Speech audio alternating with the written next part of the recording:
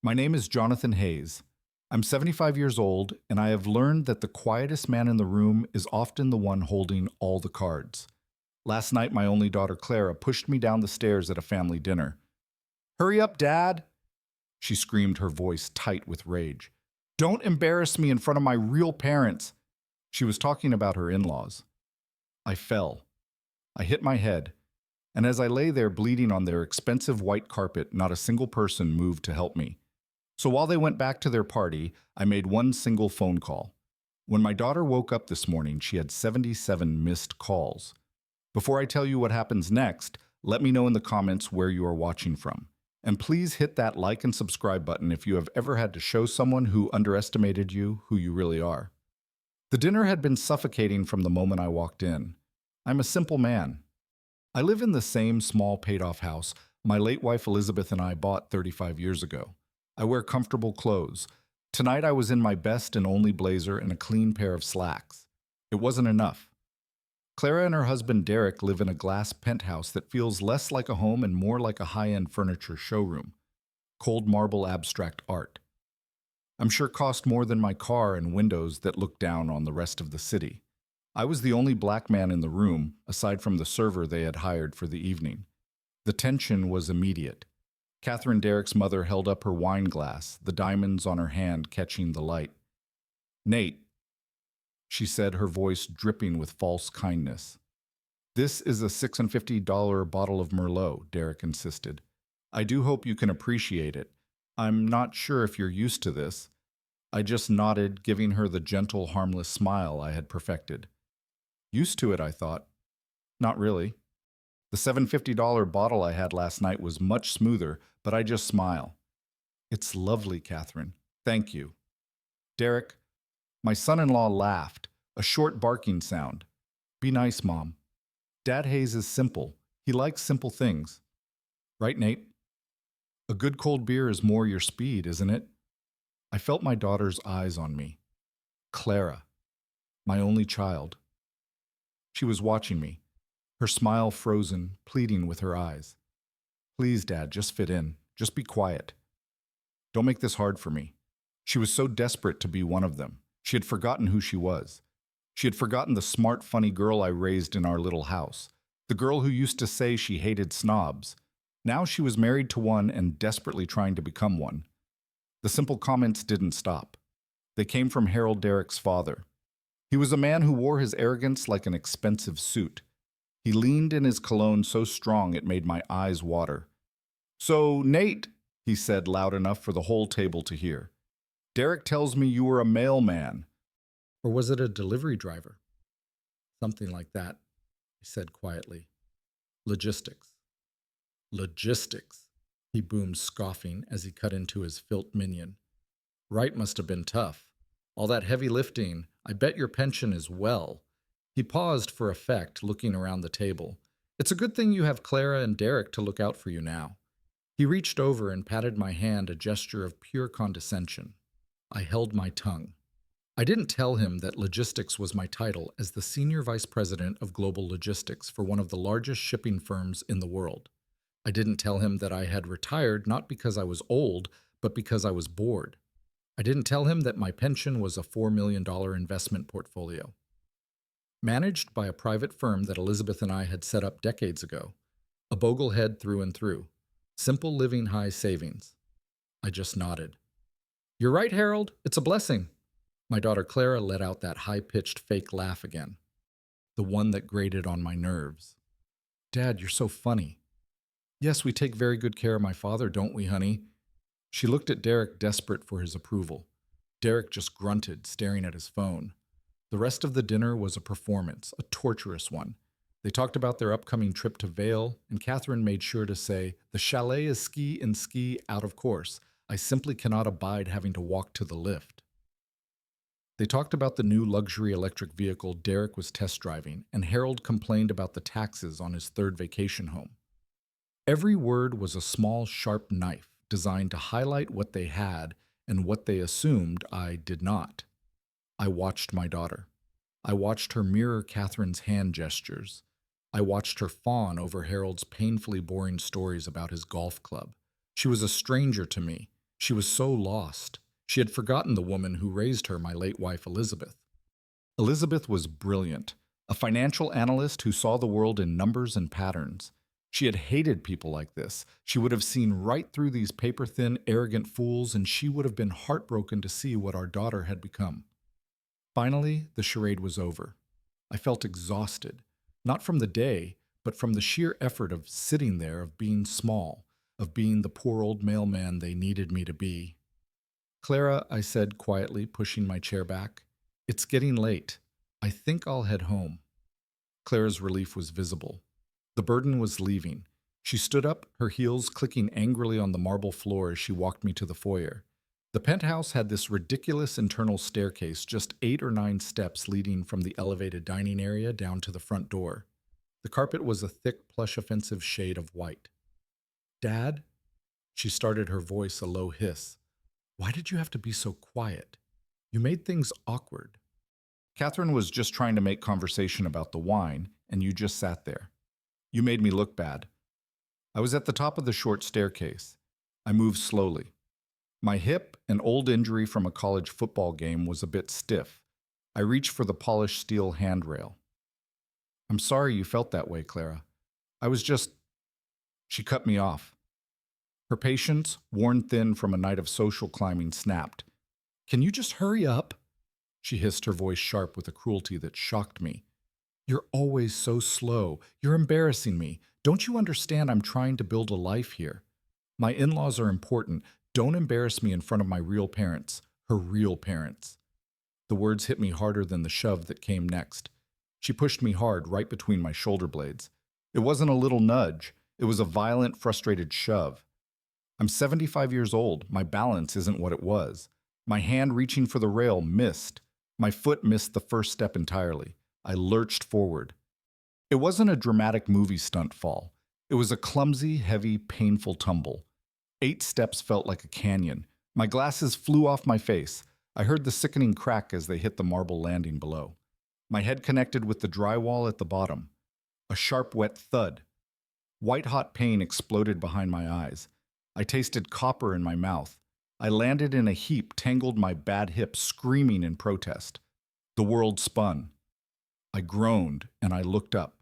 The whole family, Clara, Derek, Harold, and Catherine, was standing at the top of the stairs, silhouettes against the bright light of the dining room.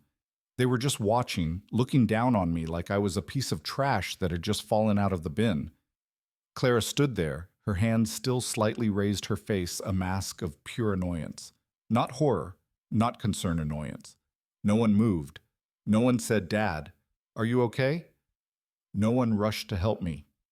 Catherine, the mother-in-law, let out a long theatrical sigh. Oh, for heaven's sake, she said, her voice dripping with irritation. What a drama queen! Derek actually chuckled a low, dismissive sound.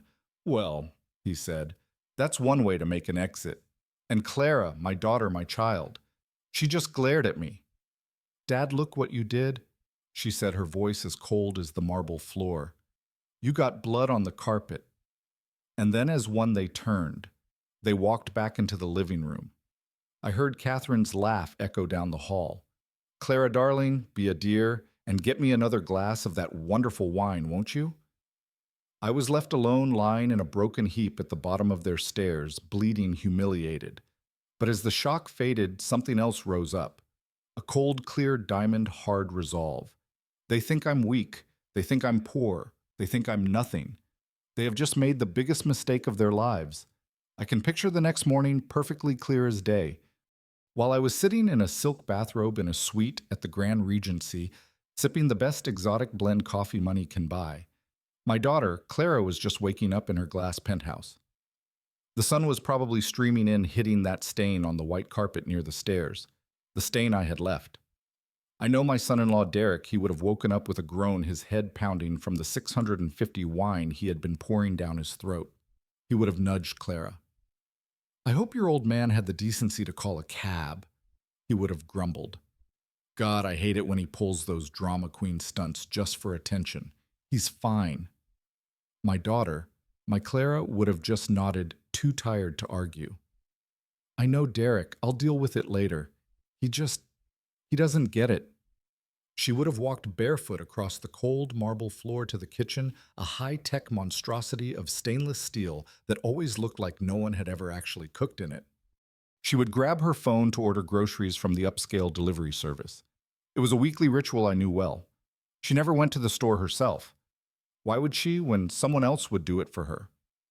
She would have filled her virtual cart. Organic milk, 5-hour avocados from Peru, that expensive sourdough bread from the downtown bakery, maybe some champagne for mimosas. They needed to recover from the stress of her father bleeding on their floor. She would have pressed checkout. And then the first pebble in the avalanche. Payment declined. A flicker of annoyance. She would have tried again.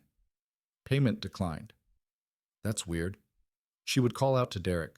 The grocery card isn't working. Did you use it for something? Derek, annoyed, would have tossed her his wallet from the bedroom. Use mine. The system's probably just glitching. It's Sunday morning.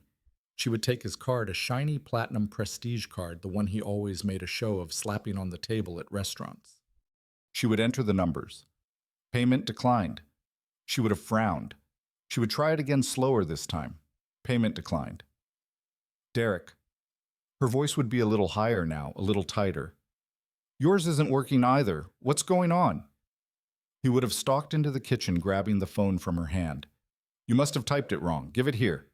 He would try to log into his banking app. Invalid password. He would try again. Invalid password. What the hell? He would mutter, requesting a password reset. No email would arrive. It's a system error, he would insist, his voice rising. It has to be. But I knew as I watched the sun rise over the park from my hotel suite, it was not a system error. It was a system correction. The first real panic would have set in when the landline rang, that shrill, jarring sound. Clara would answer, annoyed. Hello? A professional cold voice on the other end. Ms. Hayes Harper, this is building management for the penthouse residences.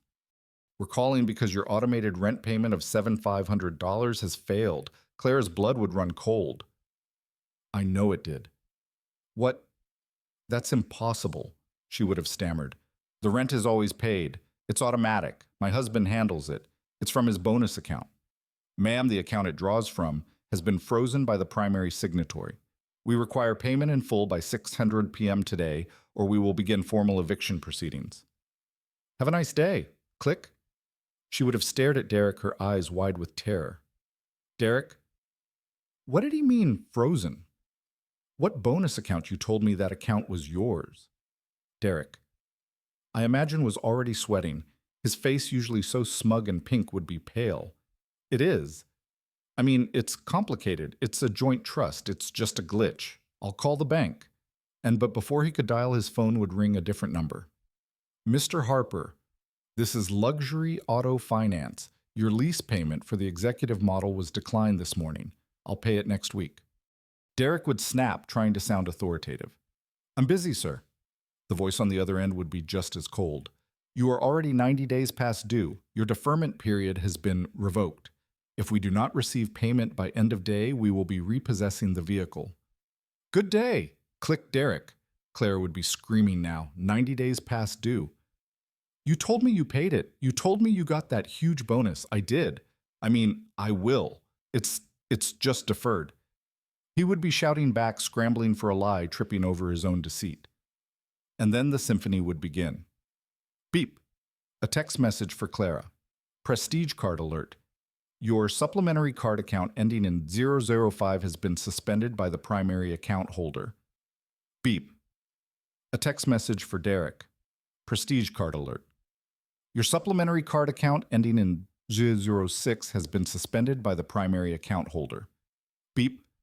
An email to Clara. Elite Boutique. Your account is frozen pending payment. Beep. An email to Derek. Your digital wallet has been disabled. Primary account holder. Derek would finally look at Clara, his mind slow as it was finally connecting the dots. Clara, those cards, they aren't yours, are they? They're his.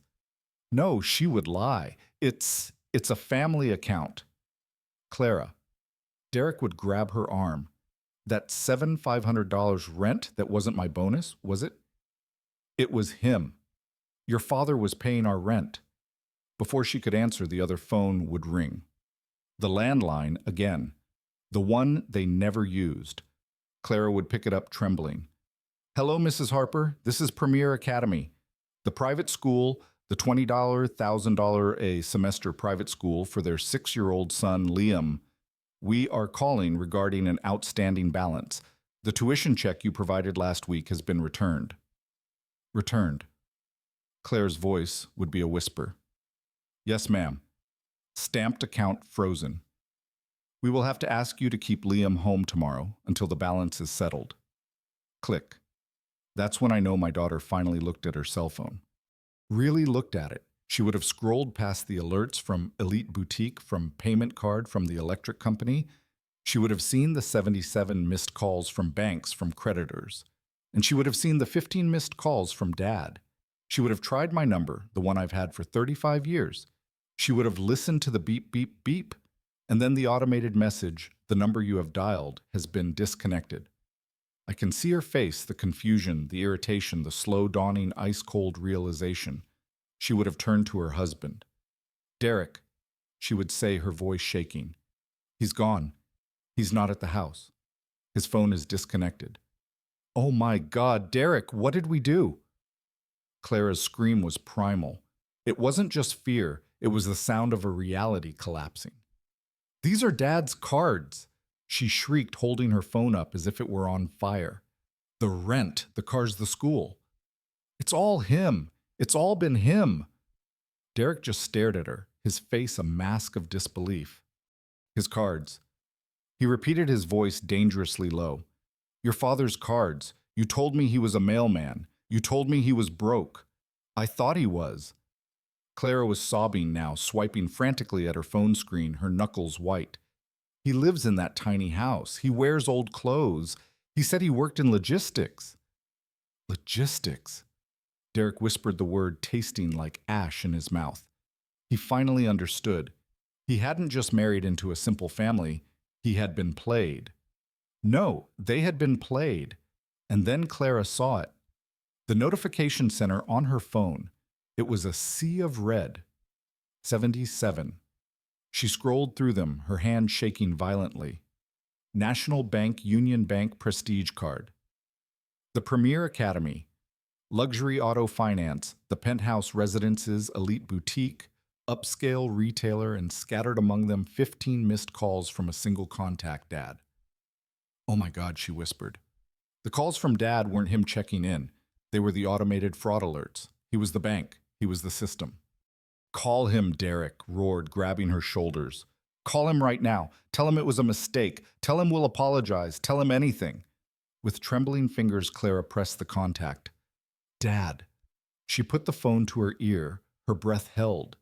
It didn't even ring. A cold electronic voice spoke immediately.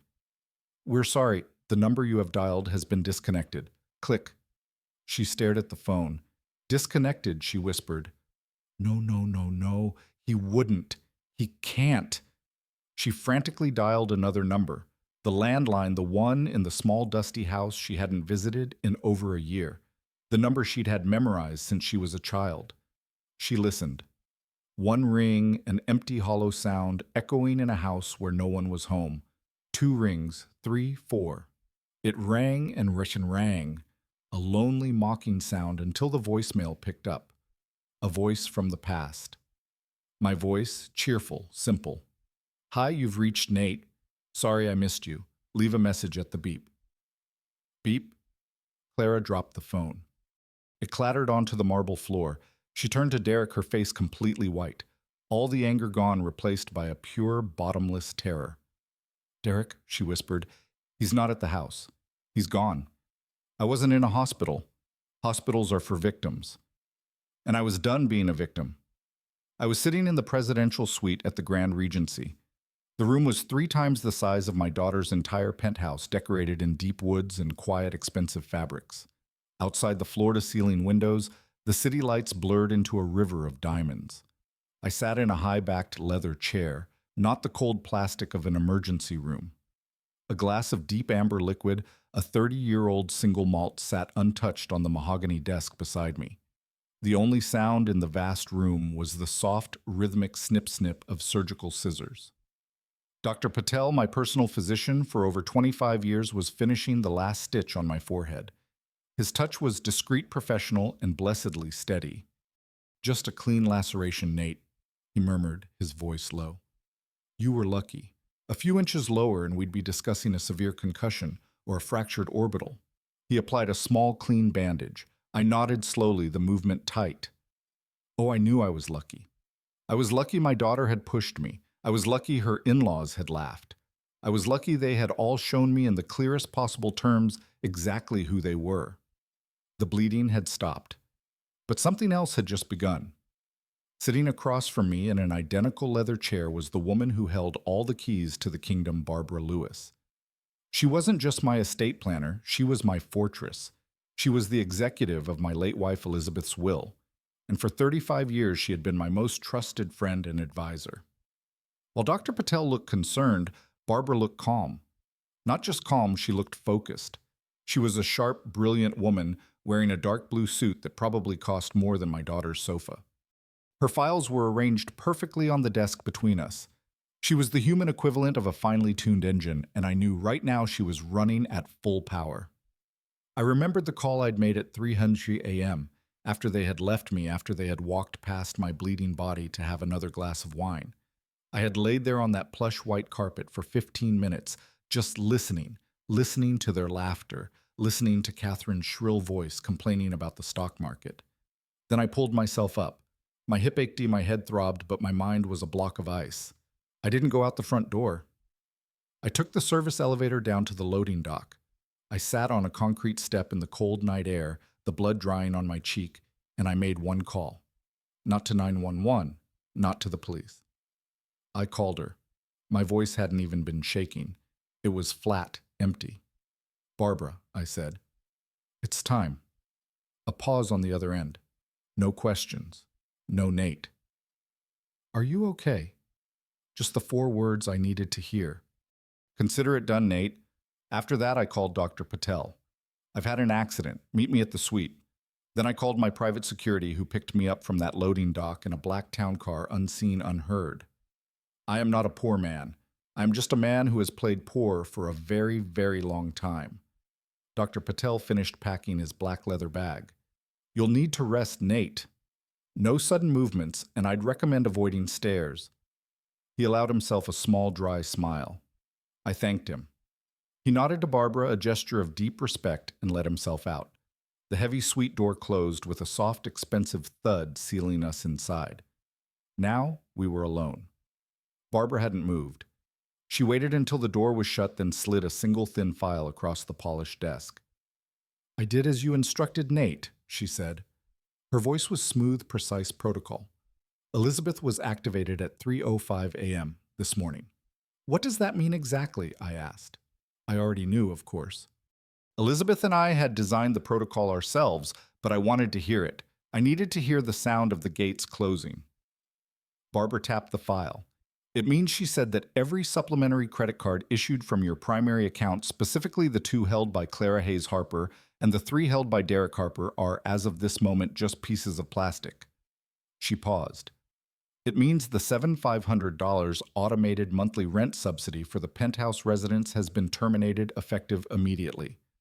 I stared at the untouched glass of scotch. "It means," she continued, "the lease guarantee you co-signed for that luxury car has been legally revoked, citing 90 days of non-payment by them, which, as you know, you had previously been covering without their knowledge. It means the tuition payment for Premier Academy, which was scheduled to post tomorrow morning, has been canceled. The account it draws from is frozen." She leaned forward slightly. "And finally, it means that every single financial safety net you have spent the last 3 years weaving to protect your daughter has just been removed. As of this moment, Nate, they are entirely, completely on their own." I closed my eyes. I didn't feel triumph. I didn't feel joy. I felt a profound, cold, hollowing sense of quiet. The quiet of a battlefield right after the first cannon shot has been fired. "Protocol," Elizabeth Forster whispered. "My late wife. My brilliant Elizabeth. She had known even from the grave she had seen this day coming. She had left me the tools not for revenge, for correction." I opened my eyes and finally picked up the glass. Good, I said, the liquid burning a welcome trail down my throat. That's a start. I picked up the glass of scotch, the ice clinking softly, but I didn't drink. I just stared at the golden liquid. She pushed me, Barbara. I said it quietly. The words hung in the air of that vast, silent suite. Barbara's face, usually so composed, tightened for just a fraction of a second. That was all the emotion she allowed herself. Pushed you down the stairs at their home because I was moving too slowly. I took a breath. The words tasted like bile, and then she screamed at me, said I was embarrassing her in front of her real parents. I let that sink in. Her real parents. I repeated the absurdity of it, bitter on my tongue. The ones who spent the entire dinner reminding me I was a poor retired mailman. The ones who looked at me like I was something they'd stepped in. I finally took a sip. The burn was good. It grounded me. She has no idea what she's done, Nate. Barbara said, her voice soft but laced with steel. Oh, she has no idea about any of it, I replied. I finally looked up from the glass and met her eyes. Barbara, I've been a fool for 3 years. 3 solid years I've been funding that entire fantasy life of hers. I paid the $7,500 a month for that glass box they call a penthouse. I paid the lease on that ridiculous luxury car Derek drives. I paid the $20,000 tuition for my grandson's preschool, the one they brag about. I set the glass down. I paid for the clothes on their backs, the groceries they order, the trips they take. I leaned forward, the anger, not hot, but cold and heavy. And $150,000, Barbara. That's what I've given them in 36 months. $150,000. And the worst part, I said, the part that keeps me awake at night, is that they didn't even know it was me. They thought it was him. They thought I said with a bitter laugh that Derek was some kind of financial genius. He told Clara it was all from his executive bonus account. His bonus. He told her he was a rising star at his firm. Barbara was quiet for a long moment. She slid another thicker file across the desk. Nate, she said gently, we need to talk about that bonus account. You need to know what you've really been funding. I frowned. What do you mean I ran the full background check you authorized last month? She said the just-in-case protocol. Derek Harper doesn't have a bonus account, Nate. He doesn't even have a job. I felt my stomach clench. What Derek was fired from his financial firm 3 years ago, the exact same month your assistance began. Fired, I said, my mind racing. Why a layoff? Barbara shook her head. Her eyes were full of pity, but her voice was clinical. No, he was fired for cause. He was caught embezzling Nate, $300,000 from a client's trust fund. He was a gambler. He'd lost it all. My God. I leaned back in the chair. The room felt like it was tilting. The firm didn't press charges. Barbara continued, because it would have been a public scandal. They hushed it up. They made him sign a non-disclosure agreement and forced him into restitution. But the district attorney's office has been quietly building a criminal case against him ever since. He isn't just a failure, Nate. He's a felon in waiting. I was speechless. The man my daughter married, the man living off my money, a common thief. So the $7,500 a month, I whispered, it wasn't just for rent. It was for hush money. It was for everything Barbara said. He was, and is, completely desperate. He has no income, no prospects. You weren't just funding their lifestyle, Nate. You were funding his silence. I stood up. I walked to the window. The city lights seemed to mock me. And his parents, Harold and Catherine, the ones with the $650 wine and the ski chalets. They know, Barbara said. They know exactly who their son is. She opened the final file. I ran their financials too, she said. The Harpers are a house of cards. Harold's investments were all bad bets. They're leveraged to the hilt. They're facing 6 lawsuits from creditors. They are, to put it plainly, completely, and utterly bankrupt. The pieces of the puzzle clicked into place. The dinner, the snobbery, the insults. It was all a performance. They weren't just being arrogant. I realized they were terrified. They were Barbara confirmed. They saw Clara as their lifeline. Or more accurately, they saw you. They thought their son had married into quiet old money. They were pressuring Derek to get more from you, to get you to sell your house, to sign over your assets. I turned back from the window. The blood on my forehead had dried. The pain in my hip was a dull throb, but it was nothing compared to this. So I said the final horrible truth settling over me. That push last night, that wasn't just my daughter being an impatient, spoiled brat. Barbara Lewis looked me straight in the eye. "No, Nate," she said, her voice filled with a terrible, cold certainty.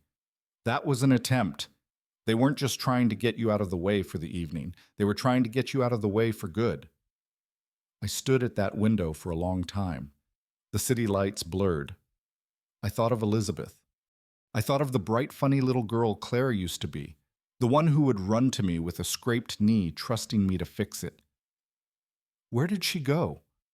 When did she become a person who could stand and watch her father bleed? When did she become a person who would plan for him to fall? The sadness was a physical weight, heavy and suffocating. But beneath it, the ice was spreading. The man they thought I was, the simple mailman, he might have been hurt. He might have been confused. But the man standing in this suite, the man who had built an empire in silence, he was not confused. He was at war. I turned back to Barbara. The scotch was still in my hand, untouched. "I've been too merciful, Barbara." My voice was quiet, but the tone made her look up. "All this time, I said I've been protecting her from him, from his parents, from her own bad decisions. I thought I was being a father. I placed the glass on the desk. I was just being an enabler. I was their safety net, and they just cut it." I looked her straight in the eye. "We're not just freezing the accounts we're collecting." For the first time that night, Barbara Lewis smiled. It was not a warm smile. It was the smile of a surgeon who has just been given the green light to operate. "I was hoping you'd say that, Nate," she said. She reached into her briefcase and pulled out another much thinner file. "These," she said, "are the digital promissory notes Clara and Derek electronically signed every time they accepted an executive bonus transfer." My eyebrows rose. "You had them sign promissory notes?" "Of course," Barbara said, as if it were obvious. Elizabeth's protocol was very clear. Never give a gift that looks like an income. Always make it a loan. They never read the fine print, Nate. They just clicked accept to get the money. She tapped the file. "These are ironclad. $150,000 plus interest due immediately upon demand. And as of 4:00 a.m. this morning, I have officially demanded." A new kind of silence filled the room. This was it, the next move. "They'll be served by morning," Barbara said. "But Nate, you know what this means. When they get that notice, when they realize they are not just broke but deeply in debt to you, they won't just call. They will come for you." "They'll go to the house," I said. "Exactly," she replied.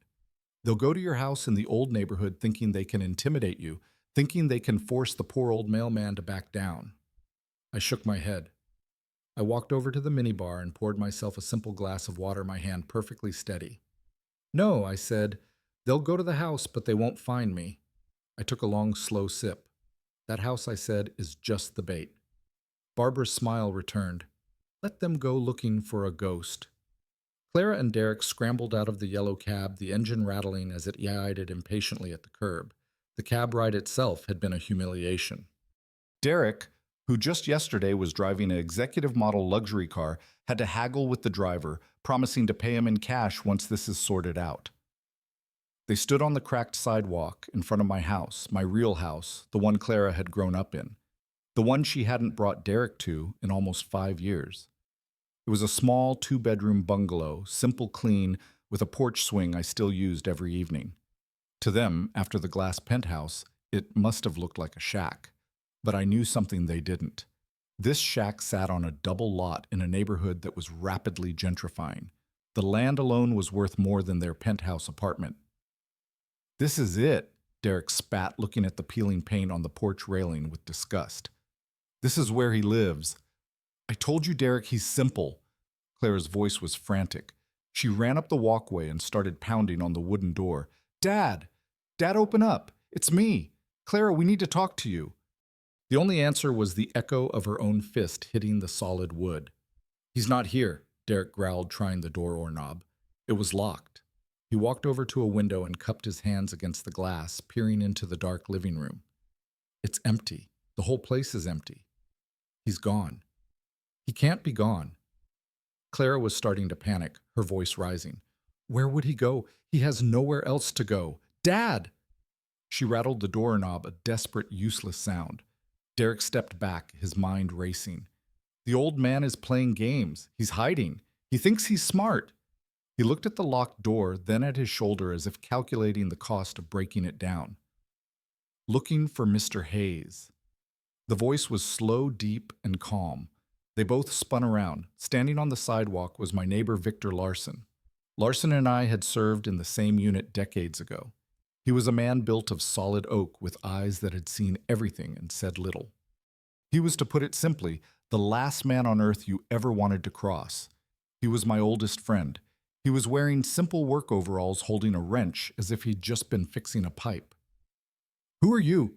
Derek snapped, immediately defaulting to arrogance. Larson ignored him completely. His eyes were locked on my daughter. Clara, he said, his voice level.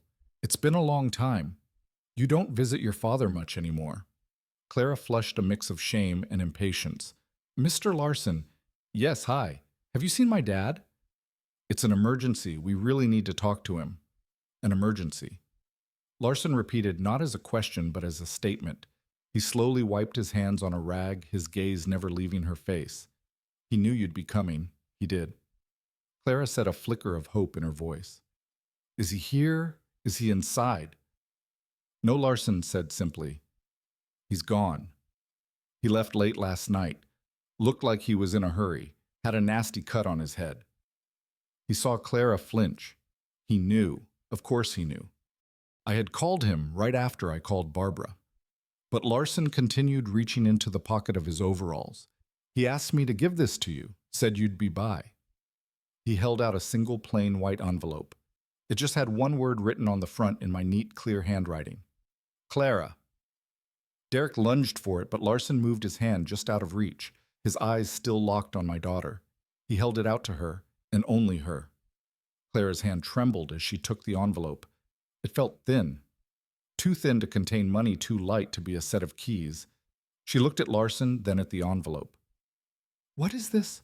She whispered. He didn't say, Larson replied. He just said it was the first invoice. He turned without another word and walked slowly back to his own house, leaving them standing on the sidewalk, the cab driver honking impatiently behind them. Clara's hands were shaking. The cab driver was yelling at them to pay the fare, but Derek just waved him off. And the driver, seeing Derek's face, wisely decided to wait. The envelope was thin, too thin. Clara tore it open, a desperate ripping sound in the quiet street.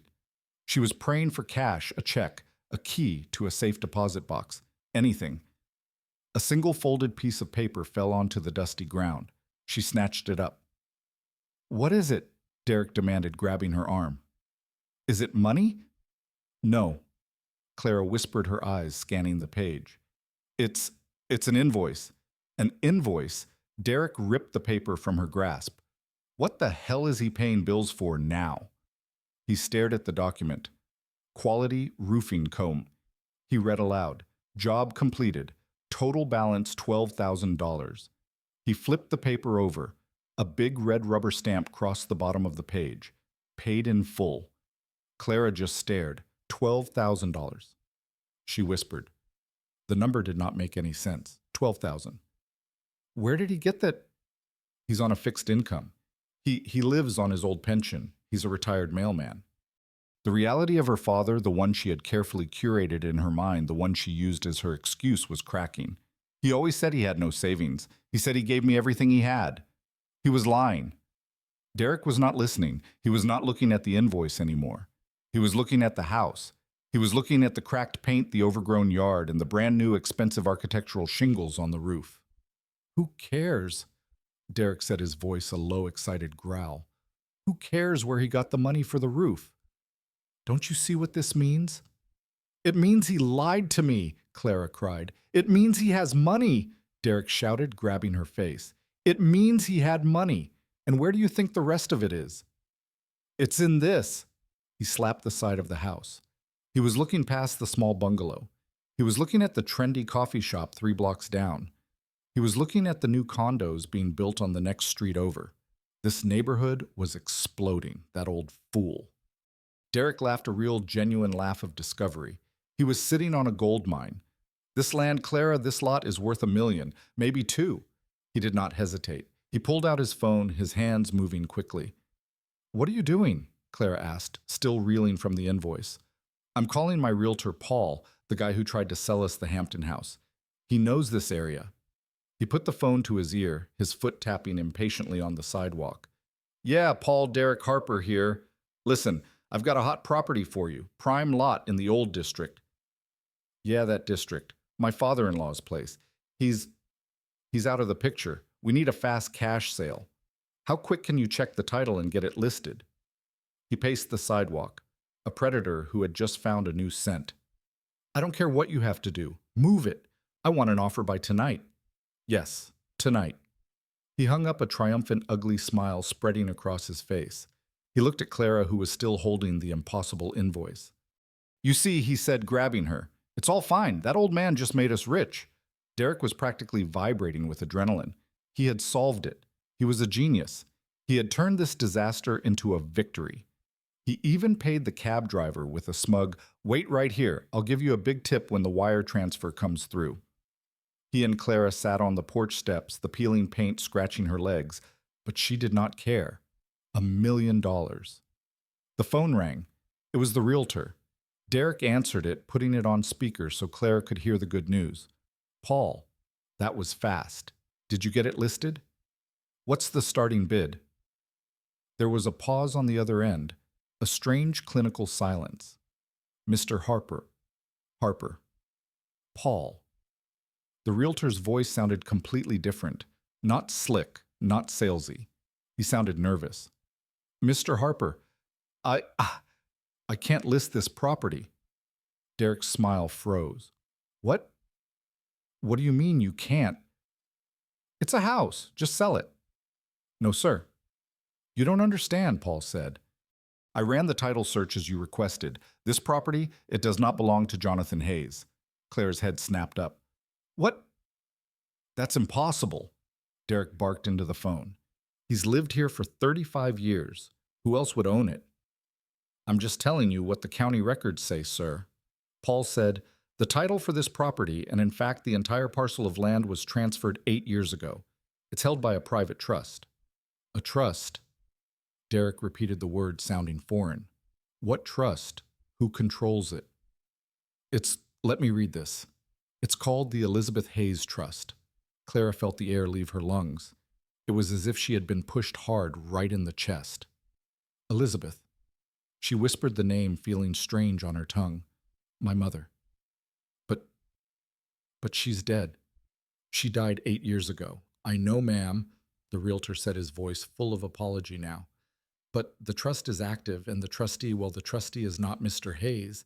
I'm sorry I can't help you. This house is locked up tighter than Fort Knox. The call ended. Derek slowly lowered the phone. The smug, triumphant look was gone. He looked terrified. Clara just sat there on the broken steps of the house she grew up in. Mom, she said to the empty air. A trust. What trust? I sat in that suite for a long time, just staring at the city. The sun was high now, a beautiful, clear morning, the kind of morning that makes you feel alive, unless you were my daughter. I thought about Clara sitting in that dark, cold penthouse. I thought about the panic, the fear, the confusion. It was a cruel thing to do to your only child. But then I thought about the sound of my head hitting the drywall. I thought about the sound of their laughter as they walked away. And I knew I wasn't being cruel. I was being just. They'll be desperate, I said to Barbara. She was standing by the window looking down at the street. They're already past desperate Nate. Their cornered and cornered animals are dangerous. She turned to face me. The pity was gone from her eyes, replaced by that sharp analytical focus I had relied on for 35 years. When you called me from the loading dock last night, she said you were in shock, but you were also clear. You said, find out why. I thought I knew why I said. My voice was rough. Derek's a failed gambler. His parents are broke. They're leeches, parasites. They wanted my money. It's worse than that Nate. She walked back to the desk and opened a new file. A file I hadn't seen before. It was bound in black leather. I put my best private investigator on them immediately. The just-in-case protocol Elizabeth insisted we create.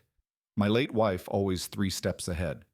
The investigator has been tailing Harold and Catherine Harper since 5:00 a.m. this morning. After they left your old house, after they discovered the trust, they drove straight to a diner in Brooklyn to meet Derek. They're panicking. I said it wasn't a question. They're planning. Barbara corrected me. Nate, they are not just bankrupt. They are desperate. And desperate people don't just back down. They double down.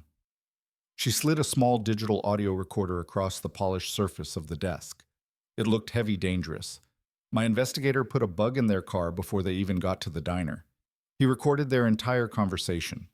I looked at the small black device. I didn't want to hear it, but I knew I had to. Barbara pressed the play button. The speakers hissed. I heard the faint sound of clattering plates, a waitress asking for a coffee order. And then I heard Harold Harper's voice, that booming, arrogant voice I'd heard last night. But the arrogance was gone. It was replaced by a low, desperate, rat-like hiss. The house is a bust. Harold's voice crackled. The old man locked it all up. The trust, that damn smart-mouthed wife of his, locked it all up from the grave. Then Catherine, her voice wasn't smooth and cultured now. It was shrill, panicked. So what do we do? Harold? Derek, what do we do? We're ruined. That loan shark is going to break your father's legs. He's going to find me. Then my son-in-law, Derek, shut up, both of you, he growled. Let me think. There was a long, terrible silence on the recording, just the sound of a spoon stirring coffee scraping the side of the cup again and again. He cut us off, Derek said finally. The rent-the-car's the car. He's trying to ruin us. He's trying to ruin Clara. Then Harold's voice colder this time. He's not trying, son. He did. Unless what Derek snapped. Unless Harold said, his voice dropping to a whisper. Clara isn't just his daughter. Unless she becomes his sole heir. My hands gripped the arms of the leather chair. My knuckles went white. I knew before he even said it what was coming next. Catherine's voice was a gasp. What are you saying, Harold? He's in a hotel. He's hidden. We don't even know where he is. He's an old man. Harold's voice was suddenly full of energy. 75. He had a fall last night. He hit his head. Old men are fragile, Catherine. They get confused. They have accidents all the time. I could hear Derek breathing on the recording. A slow, heavy sound. An accident, Derek repeated. A simple slip and fall. Harold said, his voice quickening the plan forming on a wet sidewalk, maybe down a flight of stairs at that fancy hotel. A tragic accident.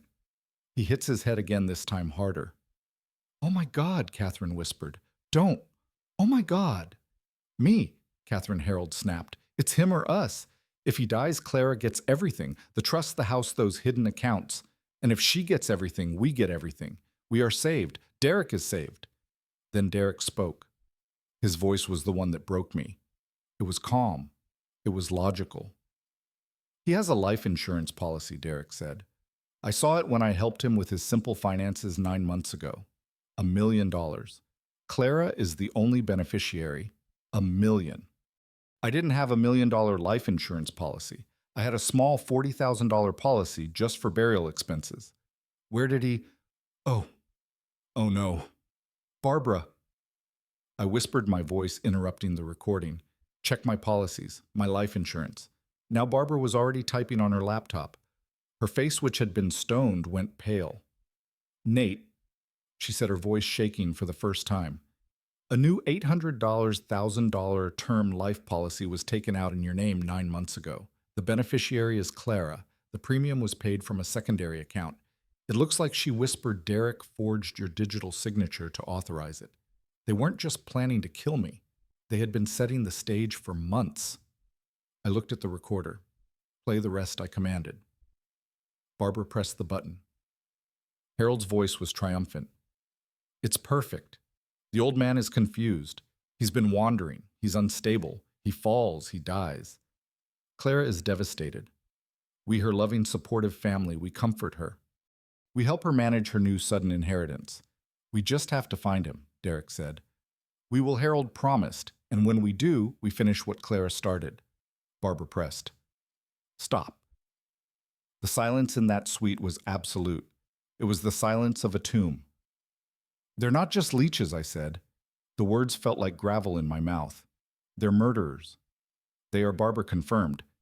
And Nate, now that you've cut off their money, you've taken away their last reason to be patient. You are no longer their piggy bank. She looked me dead in the eye. You are just the obstacle. I could feel the blood draining from my face, a cold rush that had nothing to do with the air conditioning in the suite. That recording Harold's voice, finish what Clara started, Catherine's voice, a tragic accident, Derek's voice, $1 million. I looked down at the small dark cut on my hand, the one I got when my glasses shattered on the marble. That push, I said to Barbara. My voice was a hoarse whisper. Last night, that wasn't just impatience. It wasn't just her being a spoiled brat. I finally understood. It was a test, wasn't it? They were testing to see how fragile I was, to see if I would break. Barbara didn't answer. She didn't need to. Her eyes filled with a deep, weary sadness. Said it all. She had known. She had known because Elizabeth had known. My late wife, my Elizabeth. She wasn't just my partner for 50 years. She was the smartest woman I ever met. She wasn't just a homemaker. She was a brilliant, sharp, uncompromising financial analyst. She could read a quarterly report and find the lie in it in under 30 seconds. And she could read people even faster. She had adored our daughter. She loved Clara with a fierceness that sometimes scared me. But she was never blind to her. She saw the flaw in her, the one I had always tried to paper over, the one I had always tried to fix. She has a good heart. Nate Elizabeth used to tell me long before she got sick. We'd be sitting on the porch of our little house watching a teenage Clara get ready for a date. She has a good heart, but her spine is made of straw. She will always, always be drawn to the shiniest object in the room. She needs approval more than she needs air. And one day a man is going to come along who promises her the world, and she will let him burn ours down just to feel the warmth. I thought she was being cynical. I thought she was being too hard on her. I was wrong. The day Clara introduced us to Derek, I saw a salesman, a guy with a fake smile, a rented watch, and too much cologne. Elizabeth saw a parasite. He's a leech, Nate, she had told me that night after they left. He doesn't love her. He's using her. He can smell her weakness. He can smell our stability. She was already sick by then. The cancer was fast, but her mind was clear. In those last few weeks, she wasn't just preparing to die. She was preparing me. She was preparing for this day. She saw him. I whispered, my voice thick. She saw this 8 years ago. She saw this exact day happening. She more than saw it. Nate, Barbara said quietly, her voice full of respect. She planned for it. She built the fortress, the Elizabeth Hayes Trust. It was her final brilliant act. She took every penny of her own money, her inheritance from her parents, her own investment portfolio, her retirement. She even put the house, our little house, in it. She put it all into an ironclad, irrevocable trust. She locked it away. I was the trustee. The simple retired mailman was the gatekeeper. Clara and Derek thought my little house was my only asset. They thought my pension was my only income. They had no idea that house was just a piece of paper, a single line item in a $4 million portfolio. A portfolio that, by all rights, should have been Clara's. But the will, I said, remembering the document I had signed, my hand shaking the day after her funeral. The die chapter. The will was a masterpiece, Barbara said, already pulling the document from that ominous black folder. She had a copy of everything. Elizabeth was a brilliant woman, but she was not a forgiving one. She was just. She laid out 2 conditions for Clara to inherit. Only 2. I remembered them like they were burned into my memory. Clause 4, Section B. Barbara read, though she didn't need to. The beneficiary. Clara Hayes Harper shall be immediately and irrevocably disinherited if she one enters into a legal marriage with an individual whom the trustee Jonathan Hayes formally disapproves of in writing, citing clear evidence of financial or moral instability. I never used it. I said mostly to myself, I couldn't. How do you do that to your own child? How do you tell her the man she loves is a fraud even when you know he is? I looked at Barbara, my chest aching with an old familiar guilt. I thought I could manage it.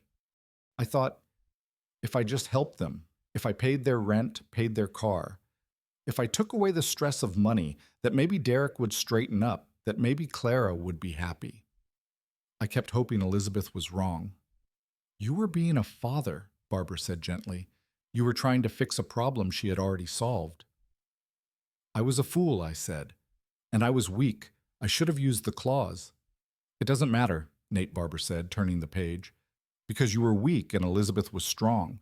She gave you 2 keys to lock the door. You didn't use the first one. She tapped the paper. So she left you a second. I closed my eyes. I knew what was coming. The clause I never ever thought would be spoken of again. Clause 4, Section C. Barbara read her voice cold and clear, cutting through the silence of the suite. Also known, she added, as the Judas Clause. Clara will be disinherited, she read, if she, quote, engages in any action, financial or physical, that brings intentional malicious harm, disrepute, or physical danger to the family legacy or to the person of the trustee. The words hung in the air. Intentional malicious harm. Physical danger to the person of the trustee. She pushed me down the stairs. I whispered. She pushed you down the stairs. Barbara confirmed, her voice flat. She stood by and listened while her in-laws and her husband plotted my accidental death. She stood by and listened. All that greed, all that planning, all that scheming to get an inheritance. I looked at Barbara, the blood pounding in my head. My God, does she realize she has no idea Barbara said they are fighting, scheming, and possibly planning to murder you for an inheritance that she already lost? The second she put her hands on you last night, she disinherited herself legally, irrevocably. It's done. I was speechless. The sheer, perfect, tragic irony of it. So I said, my mind trying to catch up. If Clara is out, who gets it? Who gets it all? Now. Barbara's question hung in the air, heavy and absolute. So, Nate, if Clara is officially and irrevocably disinherited, who gets it all? Who is the contingent beneficiary? A smile touched my lips. It wasn't a happy smile. It was cold. It was the smile of a man who had just seen a 50-year-long chess game come to an end. It was Elizabeth's smile. Elizabeth was meticulous, I said, my voice quiet. She never left a loose end. She always said, Nate, never leave a fortune to just one person. Always have a backup. Always reward character, not just blood. I looked past Barbara at the wall. But I was seeing a memory of Clara just last year planning her extravagant, over-the-top wedding. The one I paid for, though she thought Derek did. I remembered her going over the guest list. She had a red pen striking out names with vicious little slashes. Who's this?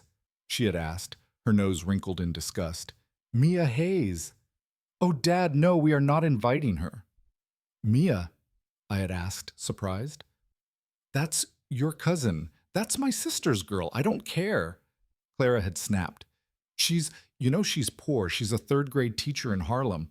What is she going to wear, rags? What are we going to talk to her about? She'll make Derek's parents uncomfortable. She'll make me uncomfortable. She is not coming. I remembered the finality in her voice, the absolute casual cruelty of it. I turned my gaze back to Barbara. The contingent beneficiary, I said, savoring every word, is Mia Hayes, my sister's daughter. I let the name settle in the room. Clara's poor cousin, I said. The one she refused to invite to her wedding. The one she called rags behind her back. The one who has spent the last 8 years teaching in an inner-city school, working 2 extra jobs just to pay off her student loans, never asking anyone for a dime. Barbara's professional mask slipped, her eyes widened, and then a slow, admiring smile spread across her face. Elizabeth, she whispered, that magnificent, brilliant woman.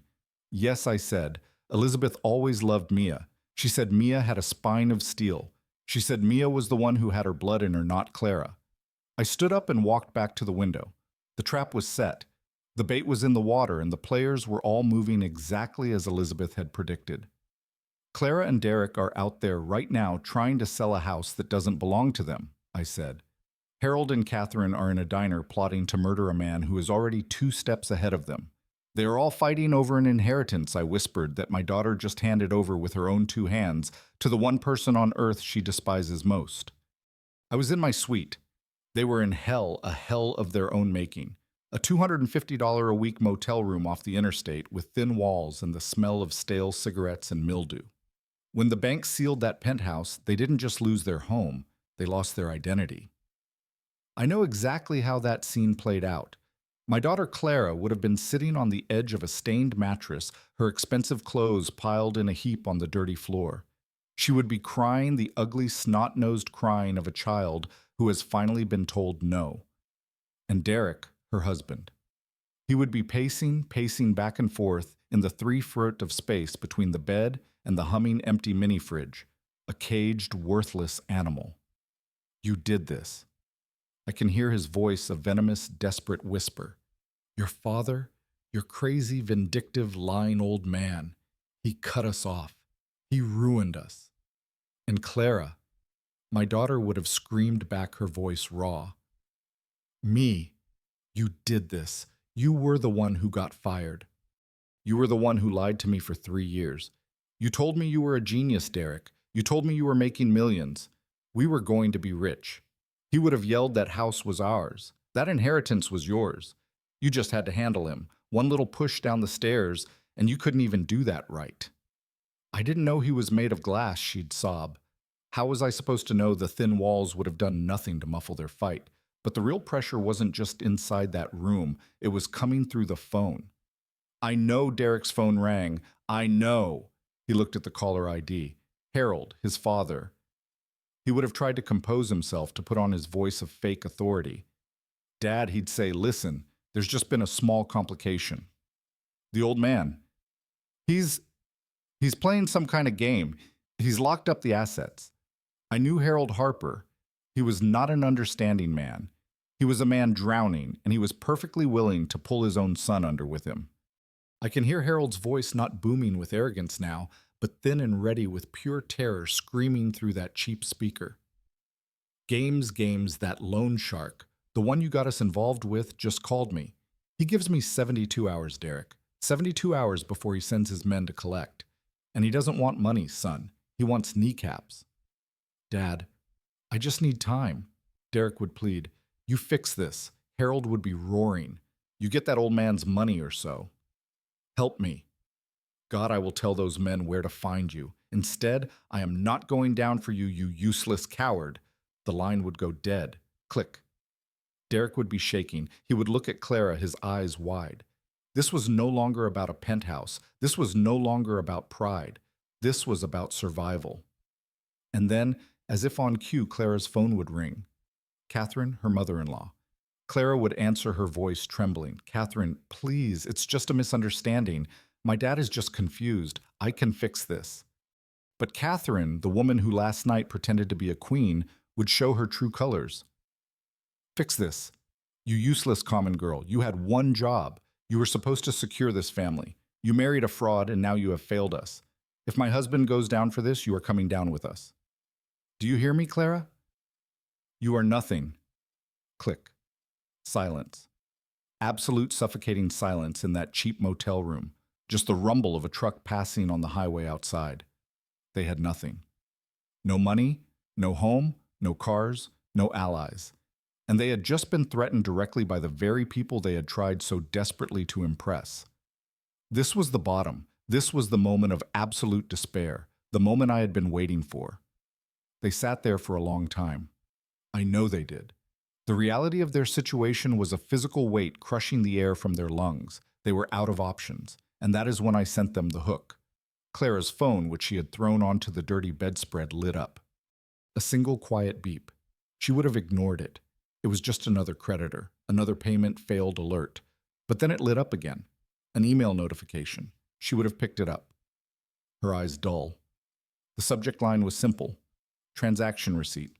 She opened it. It was not a warning. It was not a bill.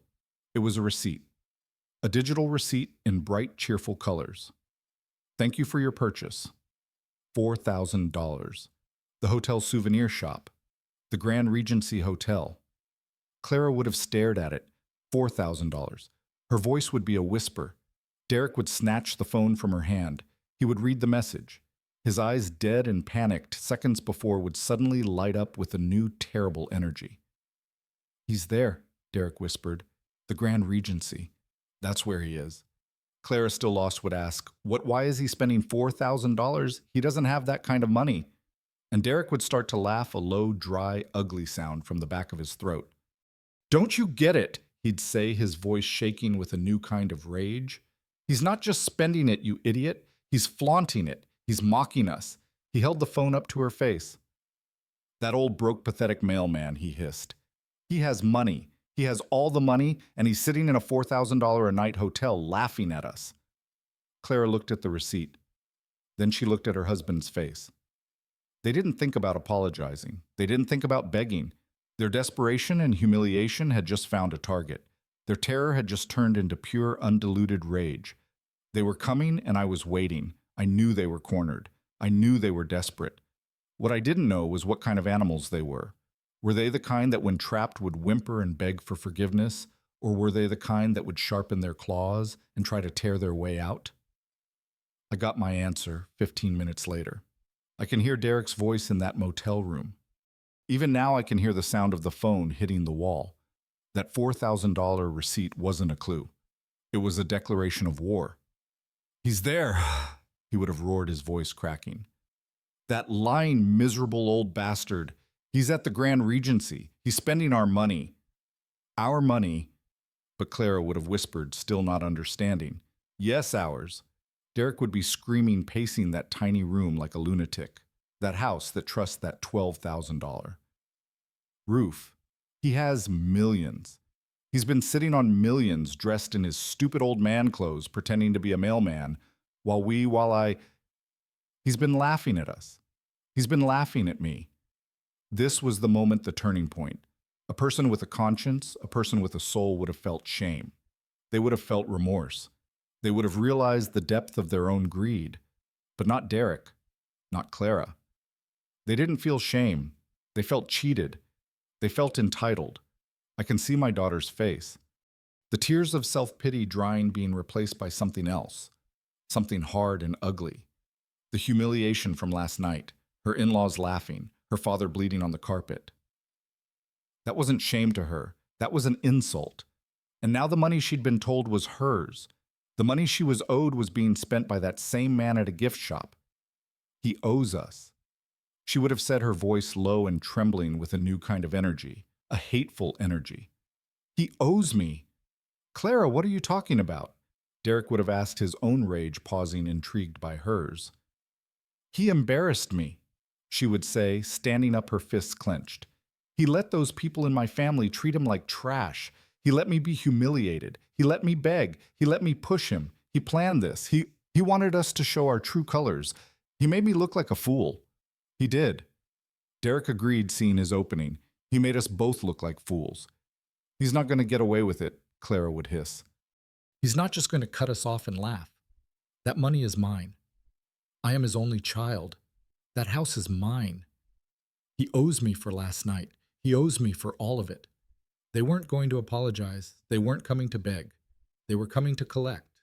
I can see them in that dirty motel room, their faces flushed with rage and righteousness. They were no longer victims of a bad economy. They were heroes on a mission of justice. We're going there, Derek would say, grabbing his coat. What about the money for the cab? Clara would ask, the practical fear still there. We use the last of it, he'd say. This is it. We go there. We confront him. We tell him we know about his lies. We tell him we're not leaving until he gives us what's ours. We'll make a scene. We'll tell everyone what he did. He can't hide from us. They grabbed the last few crumpled bills they had. They left the room, slamming the door. They didn't have their luxury car anymore, so they stood on the side of the highway. Two enraged, desperate people hailing a taxi. They were on their way to the Grand Regency. They thought they were the hunters. They thought they were finally going to corner the poor old mailman. They had no idea they were walking willingly into the center of the trap I had set just for them, and I was waiting. The elevator doors to the presidential suite dinged. It wasn't a loud sound, but in the quiet of that room, it was an explosion. Barbara, who was reviewing a document, looked up at me. I just nodded. I had told hotel security to expect them. I had told them to let them up. A trapped animal is most dangerous when it thinks there is no way out. I was giving them a door, but it was a door to my cage, not to their freedom. The doors slid open and they practically fell into the room. Clara and Derek. They didn't knock. They didn't pause. They stormed in, propelled by that cheap motel room rage. Their faces were red, their clothes wrinkled from a night of panic. They looked like what they were, desperate, furious, and completely out of their depth. Clara's eyes were wild. "Dad!" she screamed, pointing a finger at me. You can't!" Ice. Derek was right behind her, his chest puffed up, ready for a fight. "You lying old man!" he snarled. "You're going to pay for." And then they stopped. Both of them dead in their tracks just inside the marble foyer. They hadn't been expecting this. They had been expecting the poor old mailman. They had been expecting the small, scared old man in the wrinkled blazer they had pushed down the stairs. They were ready to yell at him, to bully him, to corner him in a tacky hotel room. They were not expecting me. I was not standing. I was sitting calmly in a high-backed leather armchair. I was not wearing my old slacks. I was wearing a $2,500 custom-tailored suit, dark charcoal wool, the kind of suit that whispers, not shouts. My wound was neatly bandaged. My glasses were not my old wire rims, but a new modern pair. I hadn't said a word. I just looked at them. And I was not alone. To my right sat Barbara Lewis in her sharp corporate suit, her hands folded neatly on top of a stack of black leather-bound legal files. To my left sat two other men Clara and Derek had never seen before, our corporate attorneys. They wore the same expression of quiet, expensive disinterest. And in the far corners of the room, standing almost in the shadows, were two very large, very calm men in dark suits, my security detail. This was not a hotel room. This was a boardroom, and they had just stormed into a meeting they were not invited to. Clara's pointed finger wavered. The word pay died in Derek's throat. The color drained from their faces. The cheap-hot rage was instantly replaced by a cold, confusing dread. They looked around at the vast suite, at the lawyers, at the silent security men, and then finally back at me. I hadn't moved. Clara's mouth opened and closed, but no sound came out. "Dad," she finally whispered. Her voice was no longer a scream.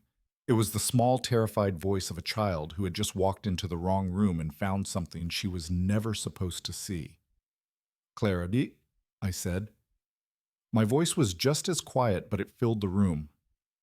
"Derek, thank you for coming. Please close the door. We have a lot to discuss."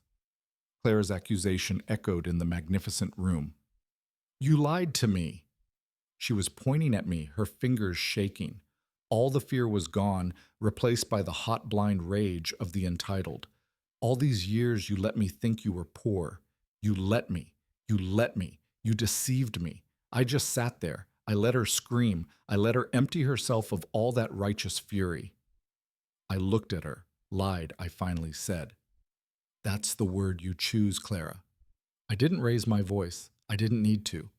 The silence in that suite was absolute. "I didn't lie, Clara. You just never asked. You assumed. What does it matter?" she shrieked. "This is a game you're playing." "Some kind of sick, twisted game." "No," a new voice said. Barbara Lewis stood up. She was magnificent.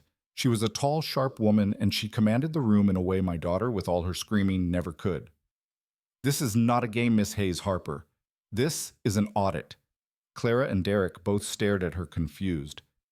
"You accuse your father of lying," Barbara said, her voice cutting through the air.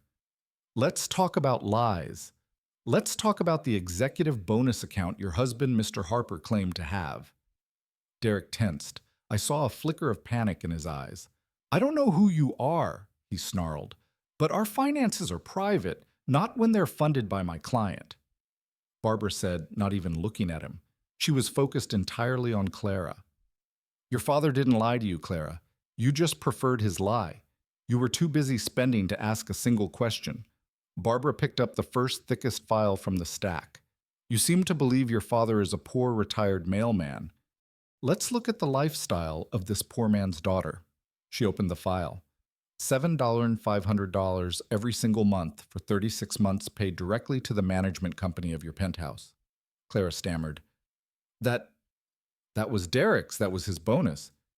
"He told me no." Barbara said, her voice flat and cold. "It was your father's generosity. He was paying your rent. I watched the color drain from Clara's face. What about the executive model luxury car? Barbara continued relentless. $1,500 a month. Also, your father, the $20,000 tuition for Liam's private preschool. Her father, your prestige card supplementary card, your elite boutique account, your grocery delivery service. Barbara paused, letting the words hang in the air for 3 years. Clara, you have been living a complete fantasy. A fantasy funded entirely by the man you pushed down a flight of stairs last night. I watched my daughter. She was looking at Derek now, her eyes wide with a new dawning horror. Barbara closed the file with a soft final thud. He has paid, she said, a total of $150,000 to maintain your lifestyle. He didn't lie to you. He subsidized you. The room was silent. Clara looked like she couldn't breathe. Derek was the first to find his voice. He was a cornered rat, and he saw only one way out attack. So what? He scoffed, his face red.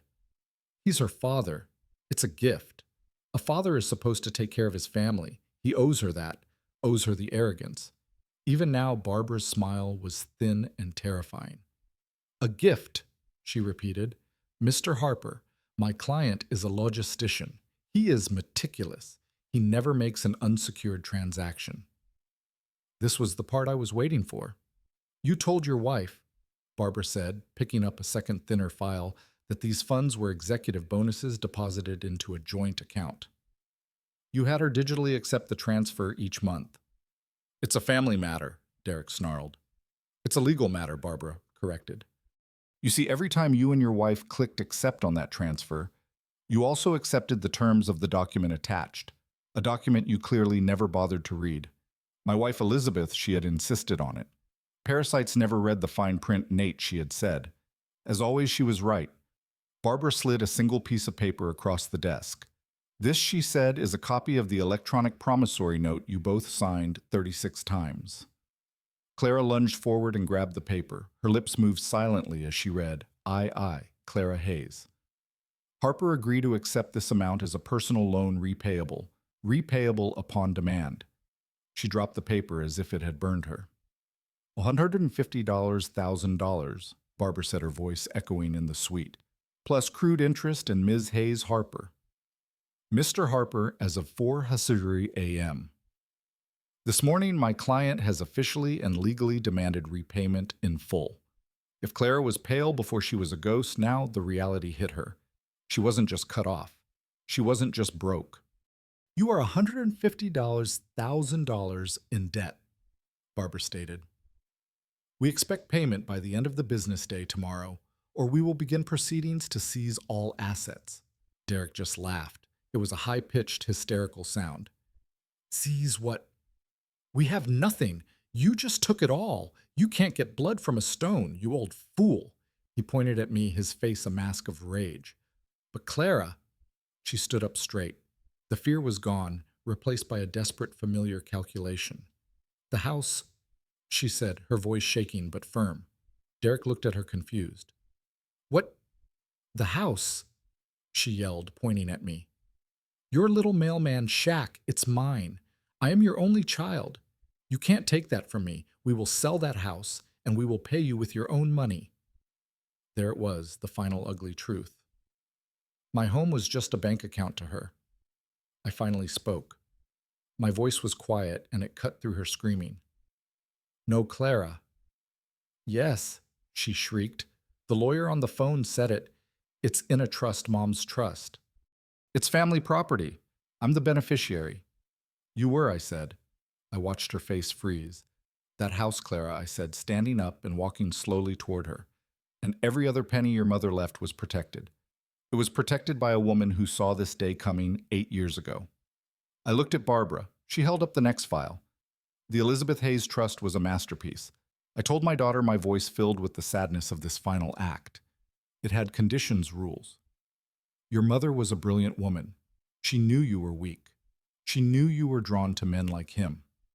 I gestured to Derek. So she put in a Rule Clause 4, Section B. It stated that you would be the sole beneficiary unless you married a man I, as the trustee, formally disapproved of in writing, citing clear evidence of financial or moral instability. But you didn't, Clara cried. You came to the wedding, you smiled. I know I said. I was a fool. I thought I could protect you. I thought I could fix him by giving him money. I didn't use that clause. I was weak. But your mother was strong. I paused. This was the killing blow because she put in a second rule, Clara. Clause 4, Section C, the Judas Clause. She specified that you would be immediately and irrevocably disinherited if you ever engaged in any action that brought intentional malicious harm or physical danger to me. I just looked at her. I didn't need to say more. She knew, she remembered.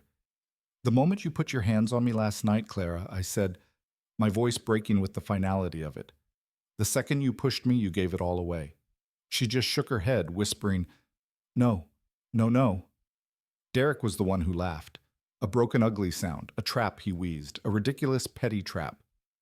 So what? You disinherited her. Who gets it? You can't just keep it. He still thought this was about him. He still thought this was a negotiation. You're right, Derek. I don't get it, I said. Elizabeth was meticulous. She always rewarded character, not just blood. Clara looked up, her eyes wide with confusion. Character? What? Who are you talking about? Do you remember your cousin Mia? I asked. The name hit her like a slap. I saw the flash of recognition followed by pure, unadulterated disgust. Mia. She spat. My cousin Mia. The one who teaches in Harlem. The one who wears clothes from the thrift store. The one you refused to invite to your wedding. I confirmed. The one you told me, and I quote, was poor trash and would embarrass you in front of Derek's parents. The one who just got her master's degree in special education by working 2 jobs while you were spending my money at Elite Boutique. What about her? Clara hissed. She gets it, Clara, I said simply. The silence in the room was absolute. Elizabeth named Mia as the sole contingent beneficiary. As of last night at approximately 10:30 p.m. The moment you assaulted me, the entire $4 million Elizabeth Hayes Trust, all of it legally transferred to her. Clara made a sound, a guttural animal sound of pure agony. It wasn't just the money. It was the humiliation. It was the knowledge that everything she had schemed for, everything she had betrayed me for, was now in the hands of the one person on earth she truly believed was beneath her. She lunged at me. I'll kill you, she screamed. She didn't get within 5 feet. The 2 security men, silent until now, stepped forward. One of them caught her by the arms. She thrashed, but it was useless.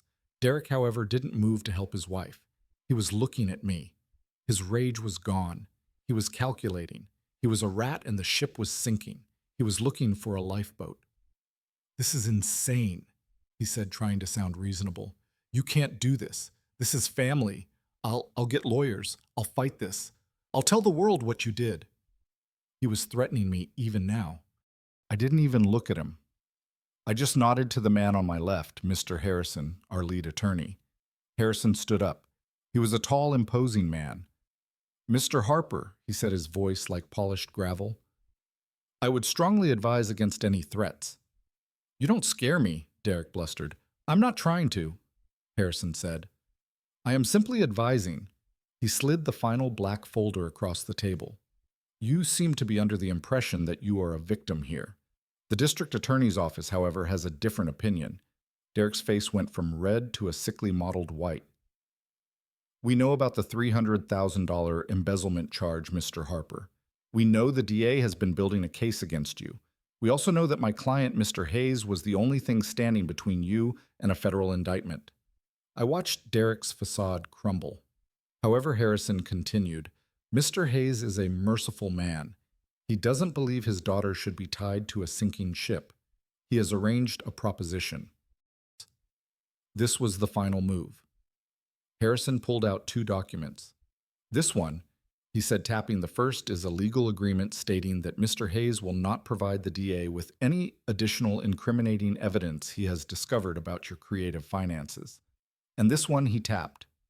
The second is a petition for divorce from your wife Clara citing irreconcilable differences. Sign both right now, and you walk out that door. You will still face the DA, but you will face them alone without Mr. Hayes's considerable resources aimed against you. I watched him. This was the man my daughter had chosen, the man she had pushed me for. He looked at Clara, who was still being held by security, sobbing and whispering, "Mia, no Mia." He looked at the divorce papers. He looked at the lawyers. He didn't hesitate for a single second. "Give me the pen," he said. He didn't say goodbye to Clara. He didn't even look at her again. He just signed his name, severing their marriage in 3 quick, angry strokes. "Good doing business," he muttered, throwing the pen on the table. "Get him out of my sight," I said. The security guard released my daughter, who slid to the floor, and the other guard escorted my ex-son-in-law out of the suite, a free man for now, but one who had just signed away his last and only ally. The door clicked shut, leaving me alone in the room with Barbara, the lawyers, and my daughter, who was weeping on the floor utterly and finally alone. This was the moment, the final test. This was the man my daughter Clara had chosen, the man she had pushed me for, the man she had allied herself with against her own blood. Derek stood there, his chest heaving, his face slick with sweat. He looked at the divorce papers on the polished mahogany table. He looked at the 2 impassive lawyers. He looked at the security men. Then he looked at his wife, my daughter. She was still being held by the other security guard. She wasn't fighting anymore. She was just hanging. Her head was bowed. Her expensive hair was a mess. And she was whispering one word over and over again like a prayer. "Mia, no, Mia, no." She was a ghost. All the arrogance, the fire, the entitlement, it was gone. She was just a broken woman in a wrinkled dress. And I saw Derek's eyes. I saw the calculation. It was fast. It was cold. It was reptilian. He looked at this weeping, broken woman. He looked at this stranger his wife had become. And he saw nothing. He saw no value, no asset. He saw a liability, a broke, hysterical, useless liability. Now $150,000 in debt. He had been willing to plot murder for $1 million inheritance. He was not willing to stay for a $200,000 debt. He didn't hesitate. Not for 1 second. He didn't say her name. He didn't offer a single word of comfort. He didn't even look at her again. His movement was a lunge. He snatched the pen from the table. Clara stopped whispering. She looked up, her tear-filled eyes wide with a new, final, dawning horror. She finally saw him for what he was. "Derek," she whispered. He didn't look at her. His eyes were on the paper. The only sound in that vast, silent suite was the vicious scratch, scratch, scratch of the pen as he signed his name. He severed their marriage in 3 quick, angry strokes. He threw the pen down on the table. It rolled and came to a stop next to the black folder. He smoothed his suit jacket. He actually straightened his tie. "Good doing business," he muttered. "Not to me, but to the lawyers." Mr. Harrison, the attorney, just nodded. "The DA will be in touch." The security guard who wasn't holding Clara stepped forward and put a hand on Derek's shoulder. Derek just shrugged him off, adjusted his cuffs, and walked out of the suite. Escorted, he walked out like a man who had just closed a deal, not like a man who had just abandoned his wife to face federal charges. The heavy door clicked shut. Silence. It was a terrible, absolute silence. Clara was still standing, held up by the guard. She was no longer crying. She was just watching the door he had walked through. The guard looked at me. I nodded. He released his grip on her arms. She didn't fall right away. She just stood there for a moment, suspended in the empty space where her entire life had just been. Then she collapsed. She didn't faint. She just folded. She crumpled onto the expensive carpet, not like a person, but like a pile of rags. The poor rags she had always despised. She curled into a ball, put her face in her hands, and the sound that came out of her was not a scream. It was not a sob. It was a deep guttural animal wail of pure abject loss. It was the only sound in the room. I am not at the Grand Regency. That was a command center, a place of business, a war room. I am home. This is my real home, the one Clara has never been invited to, the one she never even knew existed. It is a penthouse. Yes, but it is not Derek's cold, sterile glass and marble box. My walls are lined with mahogany bookshelves, floor to ceiling. The floors are dark, worn hardwood softened by thick Persian rugs that I bought in my travels. The air smells of old leather pipe tobacco and fresh dark roast coffee. This apartment is not an advertisement. It is a life. It is filled with the art I have collected for over 35 years.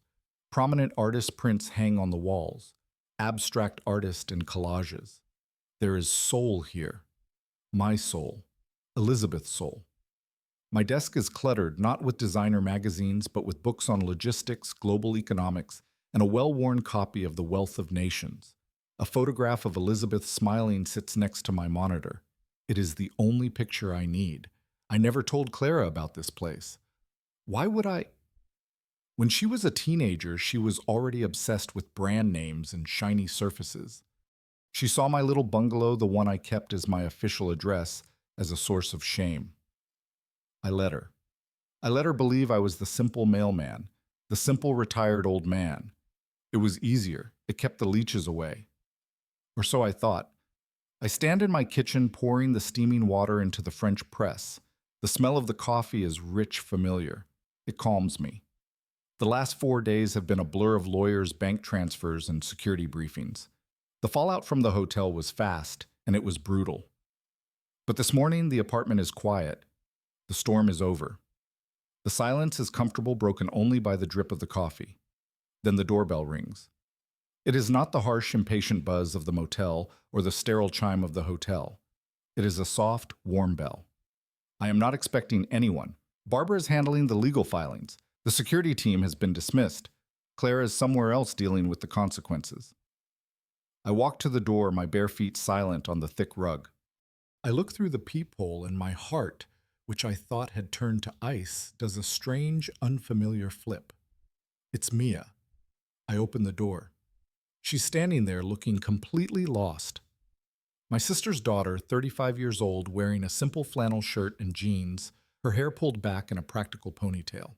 She's clutching her purse like it's a life raft. She looks like she's on the verge of tears. "Uncle Nate," she says, her voice trembling. "I'm so sorry to bother you. I didn't even know you lived here. Your old number, it was disconnected."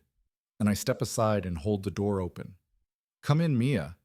You are not bothering me. I've been meaning to call you." She steps inside and her eyes go wide. She's taking in the bookshelves, the high ceilings, the art, the quiet wealth. She is just as stunned as Clara was, but I can see her expression is different. Clara saw power and money. Mia is seeing a life. I don't understand. She stammers, turning to me, her hands twisting the strap of her purse. "I got a call this morning from a lawyer. A woman named Barbara Lewis, my estate planner," I say quietly. "Yes, she said she was your estate planner. She asked me to come to this address. She said you had something important to discuss with me." "Uncle Nate, what is going on? Is Clara okay? I saw some things online about her and Derek. She's a good kid, a good woman. The first thing she asks about is her cousin. The same cousin who called her poor trash character. Elizabeth was right." I smile. A real smile, not the cold, sharp smile I gave Derek. "Mia, come sit down, please. Can I get you some coffee? It's freshly pressed." She sits on the edge of the large leather sofa, looking like a small bird in a very large nest. I hand her a warm mug. "Uncle Nate," she starts. "I don't want to be in the middle of anything. If this is about Clara, this isn't about Clara," I say, sitting in the armchair across from her. "This is about you, and it's about your Aunt Elizabeth." I watch her as I let that sink in. "Mia," I say, "I remember your college graduation 5 years ago. I was so proud of you. I remember we were standing by the punch bowl, and I asked you what your big plan was." She blinks, confused by the memory. I remember that you told me," I continue, "that you didn't want to be a CEO. You didn't want to be rich. You said your dream was to teach, to have a little house with a small yard, maybe adopt an old dog from the shelter. You said you just wanted enough stability to start a family of your own." Her eyes fill with tears. "I still want that, Uncle Nate, but I'm a teacher in Harlem. I'm renting a studio apartment. I'll be paying off my master's degree until I'm 50. A house. A yard. That's not in the cards for me. That's a dream for people like, well, it's just a dream." I lean forward. "Your Aunt Elizabeth, she left some very specific instructions in her will. She set up a trust, and in that trust, there's a house. A house, she whispers. My old house, I say. The little bungalow in the old neighborhood. The one Clara grew up in. It's empty now. It's just sitting there. It's paid off. It's got a brand new $12,000 roof. Mia just stares at me, the mug shaking in her hands. Uncle Nate, I can't accept that. That's Clara's house. No. I say, my voice gentle but firm. It's not. It's yours. Elizabeth made sure of that if certain conditions were met. I don't tell her about the rest. I don't tell her about the 4 million or the disinheritance or the push. That's for the lawyers to handle. This is for family. She always loved you, Mia. She always said you had a spine of steel. She said you were the one who understood what was real. Mia is crying openly now, silent tears running down her face. But a house, I smile. I have a small empty house that I'm not using, and you need a home to start your family. It seems like a simple logical solution. I let the question hang in the air. Do you want it? Mia just looked at me, her mind clearly struggling to process the information. But Uncle Nate, she whispered, why would Aunt Elizabeth do this? Why would she cut Clara out like that? It seems so cruel. I leaned back in my chair, the old leather groaning softly. I had to make her understand. I had to honor my wife's true intention. It wasn't cruelty, Mia. I said it was the hardest kind of love. Your Aunt Elizabeth, she saw Clara's heart. She knew Clara was soft, that she craved approval, that she would attach herself to any man who promised her a shiny life. I looked at the photograph of my wife on the desk. Elizabeth didn't set up that trust to punish Clara. She set it up to protect her from men exactly like Derek. She knew that if Clara had easy access to this money, she would be a target for every parasite and gambler within a 100 miles. She would be eaten alive. I looked back at Mia, my eyes firm. Your aunt didn't just want to leave Clara money. She wanted to leave her a chance to build character. And sometimes, Mia, sometimes true love isn't about giving someone a safety net. It's about having the courage to let them fall. It's about letting them hit rock bottom so they can finally learn how to stand up on their own. As I said the words, a vibration on the desk startled us both. My phone, it was ringing. I looked at the screen. It was not a number I recognized. An unknown caller. I motioned for Mia to wait, and I answered, putting it on speaker. This is Nate Hayes. There was a noise on the other end, a sound like a choked sob, the sound of someone trying to speak through a broken throat. Dad. My blood ran cold. It was Clara. I hadn't heard her voice since she was on the floor of the hotel suite wailing. This voice was different. It was Horse Arrow. It was empty. All the rage, all the entitlement, all the fire. It was gone. Dad, please. She was crying that awful, jagged sound of someone who has no tears left. I don't have anywhere to go. My cards don't work. The motel, they kicked me out. My friends won't answer my calls. She took a gasping breath. I'm at a shelter, Dad. A homeless shelter on the east side. It's so cold. I'm scared. Mia looked at me, her face a mask of pity, her hand flying to her mouth. I could see her heart breaking for her cousin. Clara's voice came again small and desperate. I don't have anything. I have nothing, she finally broke. Dad, I'm sorry. I'm so sorry. Please, Dad, I'm so sorry. I listened. I let the silence stretch. I let her apology, the first real apology I had heard from her in 25 years, hang in the air of my quiet, warm apartment. I thought of Elizabeth. I thought of her words. Let her learn to stand. This was the moment. This was the test. Not for her, for me. Would I be the weak father I had always been? Would I run down there, pull out my checkbook, and fix it all? Would I put her back in a penthouse, wrap her in a safety net, and teach her that her actions had no consequences? Or would I finally be the man Elizabeth knew I needed to be? I took a deep breath. Mia was watching me, her eyes wide, waiting to see what I would do. I know, Clarice, I said. My voice was not angry. It was not cold. It was just calm. I know you have nothing. I know you're scared. She sobbed a sound of faint, desperate hope. You'll come get me, Dad. You'll help me. I closed my eyes. I know, Clara. I said again, my voice gentle but absolutely firm. I know. I paused. So I said, putting all of my wife's strength, all of my newfound resolve into the final question. What is your plan? Here is the lesson learned from this story and a call to action as you requested. This story is a powerful lesson in consequences. It teaches us that true character isn't measured by the wealth you display, but by the integrity you maintain when no one is watching. Clara and Derek built a life on entitlement and deceit, assuming their father's kindness was a weakness they could exploit. But enabling bad behavior isn't love. Sometimes the truest act of love is not to provide a safety net, but to step back and finally let someone face the consequences of their own choices. That is the only way they can ever learn to build something real for themselves. What would you have done in Nate's place? Was he too harsh? Or was this tough love the only way Clara could learn? Let me know your thoughts in the comments.